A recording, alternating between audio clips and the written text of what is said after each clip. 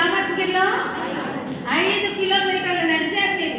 12,000 అడుగులతో 5 కిలోమీటర్లతో భక్తి పారవస్యంతో ఏం చేశారు? ప్రదక్షిణలు చేశారు. అందుకే అంటుంటాం ప్రదక్షిణ పదే పదే అని. మనం పూజ విధానంలో కూడా చెప్తాను పలకండి. యాని కాని చ పాపాని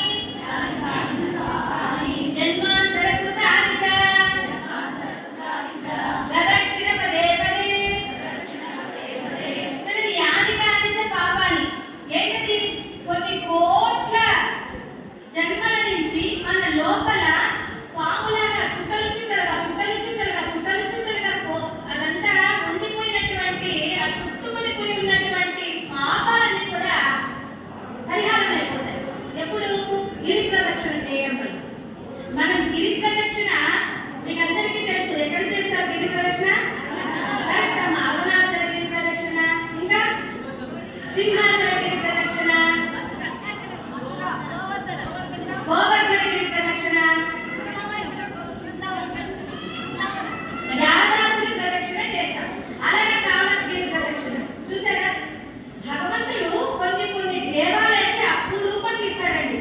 మనము శిఖరం ఉందనుకోండి, ఏ దేవాలయానికైనా ఇలా శిఖరం వైపు చూసి ఏం చెప్పుడా ఇలా ధ్యాన కళ్ళు మూసుకొని ఇలాగా చేతులు జోడించినా సరే ఆ దేవాలయంలో ఉన్నటువంటి భగవంతునికి మొక్కితే 10వ వంతు భాగం పుణ్యము మనం శిఖర దర్శనం చేసుకుంటే మనకు వచ్చేస్తుంది. దేవాలయం ప్రాకారం చుట్టూ గోడలు ఉన్నాయి చూసారా, ఆ గోడలను చూస్తే మనకు 10% పుణ్యం వచ్చేస్తుంది. అందుకే ఎవరైనా ఎక్కడైనా ఎక్కడికి శిఖరం చూస్తారు ఇలా అంటారు. దేవుడు కనిపించకపోయినా ఆ దేవాలయం ప్రహారీ కనిపిస్తే ఇలాగా దండం పెట్టేసుకుంటారు. ఆ తర్వాత దేవాలయంలో అర్చకులు ఉంటారు చూసారా, ఆ దైవమూర్తికి అభిషేకాలు చేస్తూ మంచి మంచి బ్రహ్మాండమైన పట్టు చీరలంతా కట్టేటువంటి ఆ అర్చకులు, పూజలు చేసే అర్చకులు ఉంటారు చూసారా, ఆ అర్చకుని చూడటంతో కూడా మీకు 10% పుణ్యం వచ్చేస్తుంది. ధ్వజస్తంభాన్ని మనం ఎక్కడికో వెళ్తుంటాం, పెద్దగా ధ్వజస్తంభం కనిపిస్తుంది. ఆ ధ్వజస్తంభాన్ని చూసి దండం పెట్టుకోగానే 10% పుణ్యం మీకు వచ్చేస్తుంది. ఆ దేవాలయంలో ఎవరైనా ప్రవచకులు ఉంటారనుకోండి, ప్రవచకులు చెప్పేవాళ్ళు కానీ లేదా సంగీత కచేరీలు ఇచ్చేటువంటి వాళ్ళు కానీ మహాజ్ఞానులు ఎవరైనా ఉంటే వాళ్ళని చూస్తే చాలు మీకు 10% పుణ్యం మీకు వచ్చేస్తుంది.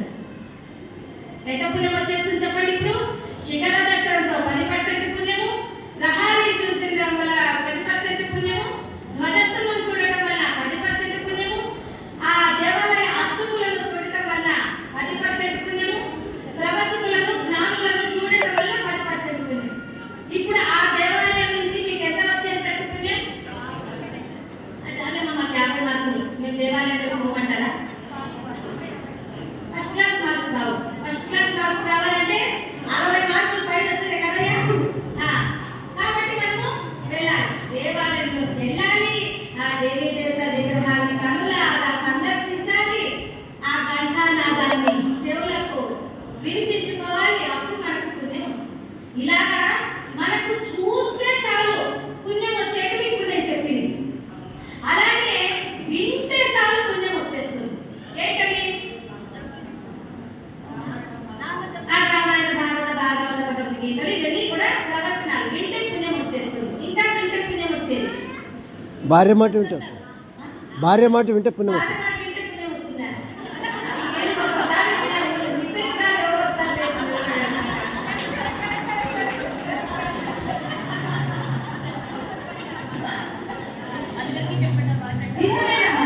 ఎందుకంటే భార్య ఏం చెప్తుందో తెలుసా? ఏమండి, మీరు నిత్యము అనుష్ఠానం చేయండి, మీరు నిత్యము జపం చేయండి, పుణ్యం వస్తుంది అని చెప్తుంది. ఒకసారి ఇలాగే పాపం ఒక భార్య పడి, ఏమండి మీరు నిత్యం నామస్మరణ చేయండి అని ఆ భక్తురాలు పాపం ఆ భక్తి ఆడింది. ఆ భక్తురాలు భర్త చెప్పింది. ఆ భక్తి ఏం చెప్తారు తెలుసా? చేస్తాను ఉంటున్నా, ఇక్కడ కొద్ది రోజులు ఉద్యోగం ఉంది, నేను రిటైర్డ్ అయ్యాక చేస్తాను అన్నాడు. సరే పాపం ఏం చేయాలి? ఏమండి ధ్యానమైనా చేయండి, కాస్త కళ్ళు మూసుకొని కాసేపు ఏదో నన్ను తిట్టకుండా ఏదో ఉండకుండా ధ్యానం చేయండి, కాసేపు పుణ్యం వస్తుందంటే చేస్తాడు. ఏం చేస్తాడు? కాస్త ఆగమే తల్లి, నేను రిటైర్డ్ అయ్యాక చేస్తాను అన్నాడు. ఆ తర్వాత ఆమె సరే అండి మీరు కాస్త ఏమైనా తీర్థము ప్రసాదం చేయడానికైనా కొంచెం సహాయం చేస్తారా? తెలిపేమన్నా నాకు ఉన్నది 2 చేతులతో అటు పిలుస్తారు ఇటు పిలుస్తారు, ఏమిటండి నాకు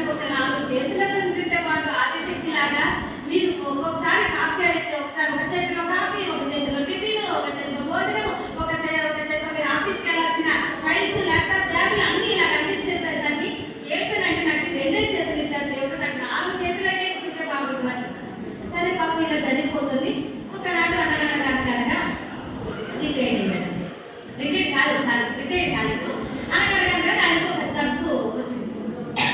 తగ్గుతుందంట. అలా దగ్గు వచ్చేసరికి ఓ భార్యని కాస్త దగ్గు మంది జీవమే వేసుకుంటాను అని అన్నాడండి. నిద్రపోయే ముందు వేసుకుంటే కాస్త పని చేస్తుందని. ఎందుకంటే ఈ రోజు ఊరుకండి చాలకండి, మీరు మీ మాటలు మీ జోకులు చాలండి. రిటైర్డ్ అయ్యాక తీసుకోవాలి కదా. ఎప్పుడు తీసుకోవాలి దగ్గు మంచి